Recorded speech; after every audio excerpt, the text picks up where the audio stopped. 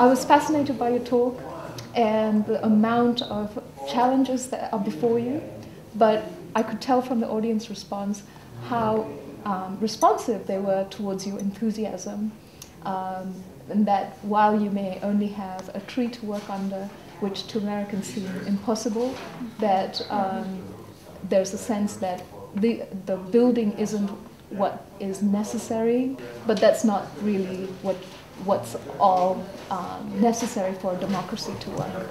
And in terms of the presentation, you're right that it seems the challenges are just many, but it comes down to nation building is something young people, most students at university level, learn in books. But it's one thing to read in a book, and it's one thing to actually be able to hear or see it happening and meet the people that are coming from a place that is happening right now and in our time.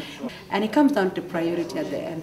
The challenge is so many, but we believe with the key priorities, which is in our context, infrastructure, health and education. That's where we want to start as a country and then move forward from there. In a country that has experienced such a long civil conflict, how do you reintroduce human rights or women's rights? It is not easy because we're facing one, our culture. We as women, we have a certain belief in our cultures about the women. But as you hear before, we said 8% of our ladies, they are not educated. Actually, we are facing a big problem to make the men to understand we can do and we can be equal with them. We're showing them that we can be equal and we can work like that. And at the same time, we are giving education to the whole society to understand a woman, she's a human being, a lady, she's a human being, she has right for everything, and she's supposed to be part of discussion when they're going to marry her daughter, for example. She's supposed to be asked. So we are trying to introduce that to the society. To be participants. To educate them. We are trying to open schools. And we're coming here, one of the things we're asking for, try to open school for girls as much as we can.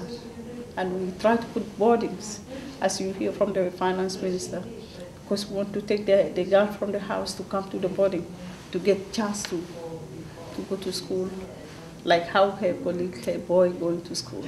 Wonderful. Yes. So I had one question that our readership really are interested in knowing. Okay. Is the role of American celebrity in conflict zones, and particularly in South Sudan, and that it seems like celebrities like George Clooney are there, and on a certain level it seems like they really know what they're talking about, but to those of us who are maybe more well-versed on African issues, it seems like he presents a somewhat damaging or two-dimensional view.